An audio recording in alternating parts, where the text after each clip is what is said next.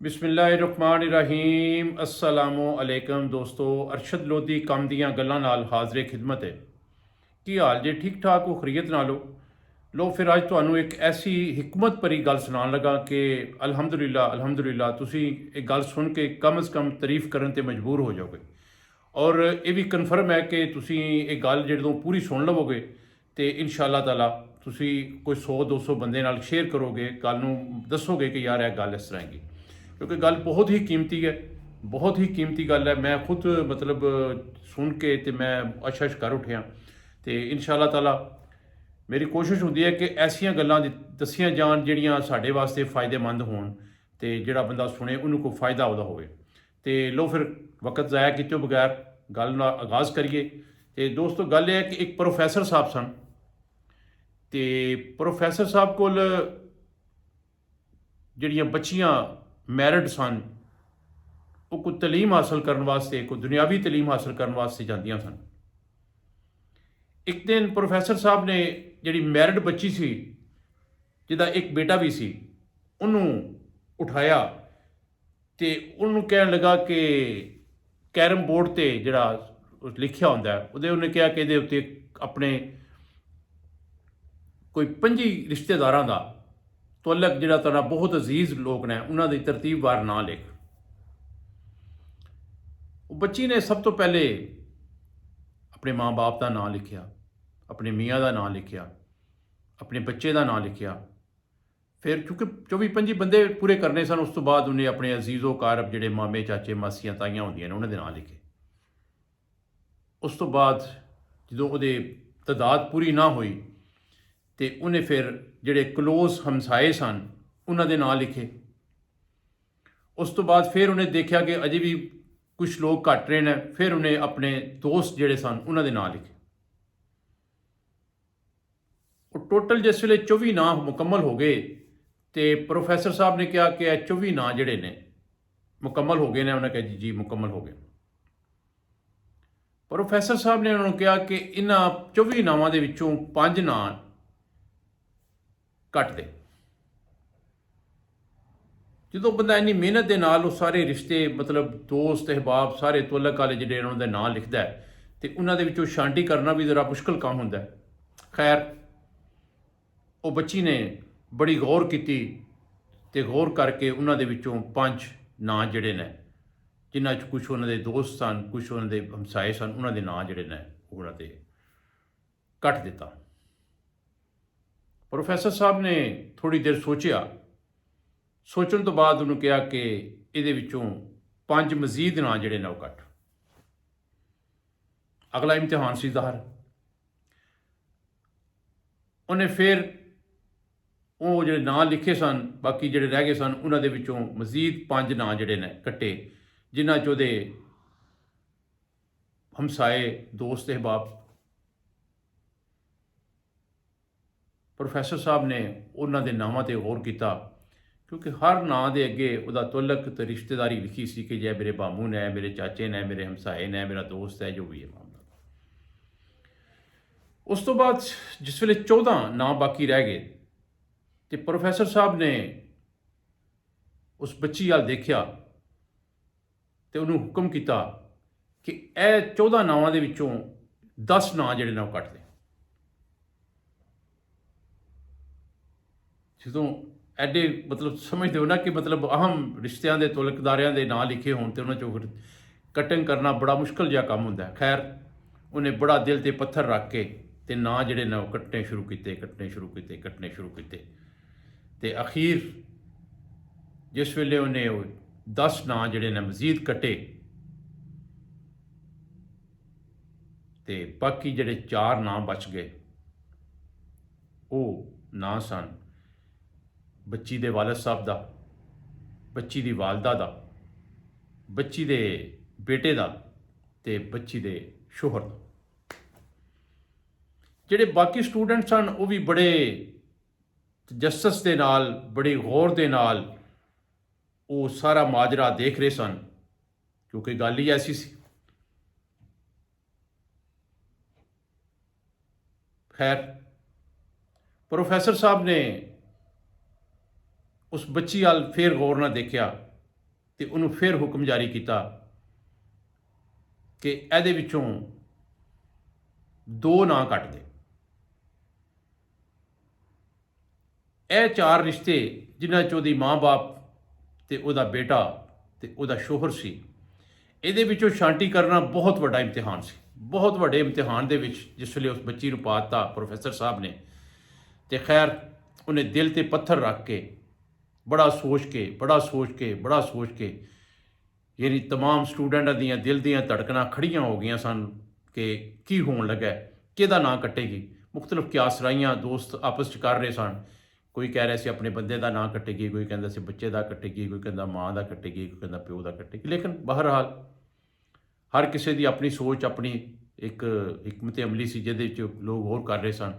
Professor ਸਾਹਿਬ ਵੀ ਇੰਤਜ਼ਾਰ 'ਚ ਸਨ ਕਿ ਇਹ ਹੁਣ ਕਿਹਦੇ ਨਾਂ ਕੱਟਦੀ ਹੈ। ਖੈਰ ਉਹਨੇ ਬੜਾ ਸੋਚ ਸਮਝ ਕੇ, ਬੜੀ ਗੌਰ ਫਿਕਰ ਕਰਨ ਤੋਂ ਬਾਅਦ ਆਪਣੇ ਮਾਂ ਤੇ ਬਾਪ ਦਾ ਨਾਂ ਜਿਹੜਾ ਨਾ ਉਹਨੂੰ ਕੱਟ ਦਿੱਤਾ। ਇਸ ਲਈ ਮਾਂ-ਬਾਪ ਦਾ ਨਾਂ ਕੱਟਿਆ ਤੇ ਪ੍ਰੋਫੈਸਰ ਸਾਹਿਬ ਦੇ ਰੋਂਗਟੇ ਖੜੇ ਹੋ ਗਏ। ਦੋਸਤ ਜਿਹੜੇ ਅਹਿਬਾਬ, ਜਿਹੜੇ ਸਟੂਡੈਂਟ ਸਨ, ਉਹਨਾਂ ਦੇ ਵੀ ਰੋਂਗਟੇ ਖੜੇ ਹੋ ਗਏ। ਉਹਨਾਂ ਨੇ ਬੜਾ ਮਤਲਬ ਉਹਨੂੰ ਗੌਰ ਨਾਲ ਦੇਖਿਆ। ਮੁਖਤਲਿਫ ਆਵਾਜ਼ਾਂ ਕੱਸੀਆਂ ਗਈਆਂ ਕਿ ਯਾਰ ਤੂੰ ਕਿੱਡੀ ਮਤਲਬ ਪ੍ਰਸਤ ਹੈ, ਤੂੰ ਆਪਣੀ ਮਾਂ ਦਾ ਨਾਂ ਵੀ ਕੱਟ ਦਿੱਤਾ, ਆਪਣੇ ਪਿਓ ਦਾ ਨਾਂ ਵੀ ਕੱਟ ਦਿੱਤਾ ਤੇ ਮਗਰ ਸਿਰਫ ਆਪਣੇ ਬੇਟੇ ਦੇ, ਆਪਣੇ ਸ਼ੋਹਰ ਦਾ ਨਾਂ ਰਹਿਣ ਦਿੱਤਾ। ਖੈਰ ਅਜੇ ਤੇ ਇਮਤਿਹਾਨ ਮੁਕੰਮਲ ਨਹੀਂ ਸੀ ਹੋਇਆ। ਉਹ ਕੀ ਕਹਿੰਦੇ ਨੇ ਦੇਸੀ ਜ਼ਬਾਨ 'ਚ ਕਿ ਅਭੀ ਤੋਂ ਪਾਰਟੀ ਸ਼ੁਰੂ ਹੋਈ ਹੈ, ਅਜੇ ਤੇ ਅਗਲਾ ਇਮਤਿਹਾਨ ਵੀ ਸੀ। ਖੈਰ ਪ੍ਰੋਫੈਸਰ ਸਾਹਿਬ ਨੇ ਮਜ਼ੀਦ ਉਸ ਬੱਚੀ ਨੂੰ ਮੁਖਾਤਬ ਕੀਤਾ ਤੇ ਉਹਨੂੰ ਕਿਹਾ ਕਿ ਇਹ ਜਿਹੜੇ ਤੂੰ ਨਾਂ ਕੱਟੇ ਨੇ, ਇਹ ਆਪਣੀ ਅਕਲ, ਸੋਚ ਔਰ ਸੋਚ ਸਮਝ ਕੇ ਕੱਟੇ ਨੇ। ਉਹਨੇ ਬੱਚੀ ਨੇ ਕਿਹਾ ਜੀ ਬਿਲਕੁਲ, ਮੈਂ ਬਹੁਤ ਗੌਰ ਖੋਜ ਕਰਨ ਤੋਂ ਬਾਅਦ ਜਿਹੜੇ ਨੇ ਇਹ ਨਾਂ ਕੱਟੇ ਨੇ। ਉਹਨੇ ਕਿਹਾ ਠੀਕ। ਪ੍ਰੋਫੈਸਰ ਸਾਹਿਬ ਨੇ ਨਵਾਂ ਇਮਤਿਹਾਨ ਜਿਹੜਾ ਨਾ ਉਹਨੂੰ ਬੱਚੀ ਨੂੰ ਪਾ ਦਿੱਤਾ। ਉਹਨੇ ਕਿਹਾ ਫਿਰ ਹੁਣ ਜਿਹੜੇ 2 ਨਾਂ ਰਹਿ ਗਏ ਨੇ, ਇਹਨਾਂ ਦੇ ਵਿੱਚੋਂ ਵੀ ਇੱਕ ਨਾਂ ਜਿਹੜਾ ਨਾ ਉਹਨੂੰ ਕੱਟ ਦੇ। ਇਹ ਉਹ ਇਮਤਿਹਾਨ ਸੀ ਜਿਹਦੇ 'ਚ ਪਾਸ ਜਾਂ ਫੇਲ ਦਾ ਫੈਸਲਾ ਹੋਣਾ ਸੀ। ਉਹ ਕਹਿੰਦੇ ਨੇ ਜੰਨਤ ਜਾਂ ਦੋਜ਼ਖ, ਆਰ ਜਾਂ ਪਾਰ। ਉਹ ਬੱਚੀ ਨੇ ਬਹੁਤ ਦੇਰ ਸੋਚਿਆ, ਬੜਾ ਸੋਚਣ ਤੋਂ ਬਾਅਦ, ਬੜੀ ਗੌਰ ਕਰਨ ਤੋਂ ਬਾਅਦ ਆਪਣੇ ਦਿਲ ਤੇ ਪੱਥਰ ਰੱਖ ਕੇ, ਬੜਾ ਜ਼ਬਰ ਕਰਕੇ ਤੇ ਉਹਨੇ ਜਿਹੜਾ ਨਾਂ ਕੱਟਿਆ। ਤੁਸੀਂ ਵੀ ਸੋਚ ਰਹੇ ਹੋਵੋਗੇ ਕਿ ਉਹ ਕਿਹਦਾ ਨਾਂ ਕੱਟੇਗੀ, ਬੇਟੇ ਦਾ ਕੱਟੇਗੀ ਜਾਂ ਬੰਦੇ ਦਾ ਕੱਟੇਗੀ। ਇਮਤਿਹਾਨ ਤੇ ਬੜਾ ਕੜਾ ਸੀ ਕਿਉਂਕਿ ਬਾਪ ਦਾ ਮੀਆਂ ਇੱਕ ਪਾਸੇ, ਇੱਕ ਪਾਸੇ ਉਹਦਾ ਬੇਟਾ ਹੈ। ਉਹਨਾਂ ਦੋਨਾਂ 'ਚੋਂ ਇੱਕ ਨਾਲ ਤੋਲਾ ਖ਼ਤਮ ਕਰਨਾ ਜਾਂ ਉਹਦਾ ਨਾਂ ਕੱਟਣਾ ਬਹੁਤ ਵੱਡਾ ਇਮਤਿਹਾਨ ਸੀ। ਖੈਰ ਉਸ ਬੱਚੀ ਨੇ ਬੜਾ ਗੌਰ ਖੋਜ ਕਰਨ ਤੋਂ ਬਾਅਦ ਆਪਣੇ ਬੇਟੇ ਦਾ ਨਾਂ ਜਿਹੜਾ ਉਹ ਕੱਟ ਦਿੱਤਾ ਤੇ ਬਾਕੀ ਇੱਕ ਰਿਸ਼ਤਾ ਰਹਿ ਗਿਆ ਜਿਹੜਾ ਉਹਦਾ ਮੀਆਂ ਦਾ ਸੀ। ਪ੍ਰੋਫੈਸਰ ਸਾਹਿਬ ਨੇ ਜਿਸ ਵੇਲੇ ਦੇਖਿਆ ਕਿ ਉਹਨੇ ਆਪਣੇ ਬੇਟੇ ਦਾ ਨਾਂ ਕੱਟ ਦਿੱਤਾ ਹੈ ਤੇ ਖਾਲੀ ਮੀਆਂ ਦਾ ਨਾਂ ਜਿਹੜਾ ਉਹ ਰਹਿਣ ਦਿੱਤਾ ਹੈ, ਤੇ ਪ੍ਰੋਫੈਸਰ ਸਾਹਿਬ ਵੀ ਇੱਕ ਵਾਰੀ ਚੌਂਕ ਪੜੇ, ਬੜਾ ਹਿੱਲੇ। ਗੌਰ ਕੀਤੀ ਉਹਨਾਂ ਨੇ ਤੇ ਉਹਨਾਂ ਉਸ ਬੱਚੀ ਨੂੰ ਕਿਹਾ ਕਿ ਬੇਟਾ ਇਹ ਦੱਸ ਕਿ ਤੂੰ ਆਪਣੇ 24-25 ਰਿਸ਼ਤੇਦਾਰਾਂ ਦੇ ਵਿੱਚੋਂ, ਸਾਰੇ ਰਿਸ਼ਤੇਦਾਰਾਂ ਦੇ, ਦੋਸਤਾਂ ਦੇ, ਤੁਅਲਕਦਾਰ, ਜਿਹੜੇ ਹਮਸਾਏ ਗੀਰ ਸਭ ਸਨ, ਸਭ ਦੇ ਨਾਂ ਕੱਟੇ, ਈਵਨ ਕਿ ਤੂੰ ਆਪਣੀ ਮਾਂ-ਬਾਪ ਦਾ ਨਾਂ ਵੀ ਕੱਟ ਦਿੱਤਾ। ਉਸ ਤੋਂ ਬਾਅਦ ਬਹੁਤ ਵੱਡਾ ਇੱਕ ਇਮਤਿਹਾਨ ਸੀ ਤੇਰੇ ਵਾਸਤੇ ਕਿ ਬੇਟੇ ਦਾ ਨਾਂ ਤੇ ਮੀਆਂ ਦਾ ਨਾਂ ਤੇਰਾ ਰਹਿ ਗਿਆ। ਜਿਸ ਵੇਲੇ ਉਹਨਾਂ ਦੋਨਾਂ 'ਚੋਂ ਇੱਕ ਬੰਦੇ ਦਾ ਨਾਂ ਕੱਟਣਾ ਬਹੁਤ ਵੱਡਾ ਇਮਤਿਹਾਨ ਸੀ, ਲੇਕਿਨ ਤੂੰ ਬੜਾ ਗੌਰ ਕਰਨ ਤੋਂ ਬਾਅਦ ਆਪਣੇ ਬੇਟੇ ਦਾ ਨਾਂ ਕੱਟ ਦਿੱਤਾ ਤੇ ਆਪਣੇ ਮੀਆਂ ਦਾ ਨਾਂ ਰੱਖ ਲਿਆ। ਇਹਦੇ ਤੇ ਜ਼ਰਾ ਸਾਨੂੰ ਦੱਸ ਕਿ ਕਿਉਂ ਤੂੰ ਇਹ ਸਾਰਾ ਕੁਝ ਕੀਤਾ।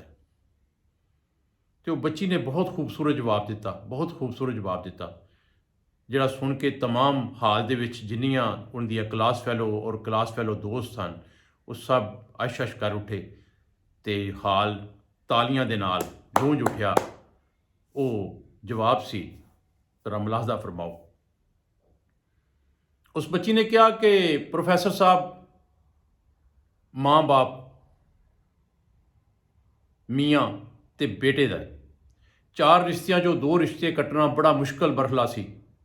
लेकिन बड़े गौर तो बाद मैं ख्याल किया कि दुनिया के उत्ते तो तकरीबन आलमोस्ट माँ बाप जिहड़े हुंदे ने उन्हां दा साथ तो एक बारी खत्म होंदा ही होंदा है। तो वैसे भी जिस वेले माँ बाप बच्ची नूं विआह दिंदे ने तो उहदा सब तो अफजल रिश्ता जिहड़ा हो रह जांदा है वो अपने मियाँ नाल रह जांदा है, तो फिर या उस तो वध उन्होंने अपनी औलाद होंदी है। इस वास्ते मैं अपने माँ बाप की कुर्बानी दी, उन्होंने नाँ कट्टे सन।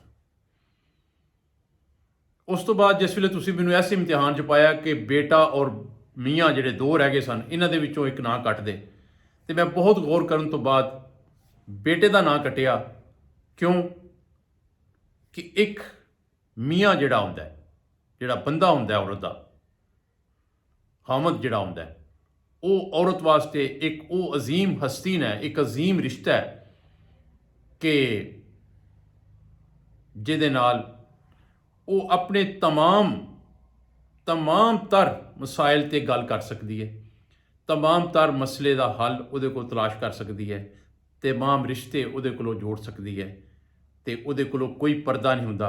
उहदे जिस्म का वो एक हिस्सा हुंदा है, बल्कि उहदे जिस्म का एक लिबास हुंदा है, तो लिबास कोलों कोई चीज़ छुपाई नहीं जाती। इस वास्ते मैं अपने बंदे नूं रख लिया तो अपने बच्चे का नाम कट दिता कि जे मेरा बंदा होएगा तो मैनूं अल्लाह औलाद भी होर दे देगा। तो जो मैं गल अपने बंदे नाल कर सकनी हाँ, दुख तकलीफ जो अपने बंदे नाल शेयर कर सकनी हाँ, वो अपने बच्चे नाल नहीं कर सकती।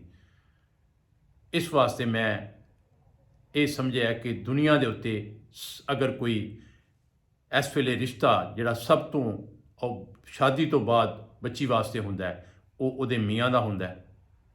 तो दोस्तों गल पसंद आई होए, खासकर बच्चियां वास्ते है कि अगर मेरी गल पसंद आई है तो इस गल नूं लाइक जरूर करो, शेयर जरूर करो, कमेंट्स जरूर करो, और एक गल जिहड़ी अपने दोस्तों नाल, रिश्तेदारां नाल, भैन भरावां नाल, अजीज़ो कारब नाल शेयर जरूर करो।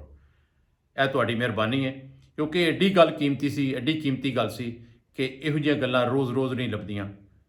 तो गल नूं पूरी सुन के तफसील नाल गौर भी करनी है, तो इस गल नूं पसंद करके लाइक करके, तो जिहड़े लोग मेरी गल नूं सुन रहे हैं उन्होंने अज तक मेरा चैनल नूं सबसक्राइब नहीं किया, उन्होंने अगे भी रिक्वेस्ट है कि वो मेरे चैनल नूं सबसक्राइब करन, ताकि इस तरह दीयां प्यारियां प्यारियां ते मिठियां मिठियां गल्लां तुसीं सुनन नूं तुहानूं मिलन बशर्ते जिंदगी। अगर अल्लाह ताला ने इजाज़त दी तो इंशाअल्लाह कल फिर एक नवीं गल दे नाल, नवीं वीडियो दे नाल मुलाकात करांगा। कल तक इजाज़त दा तलबगार तुहाडा वीर, तुहाडा भाई अरशद लोधी, कम दियां गल्लां नाल। अल्लाह हाफिज़।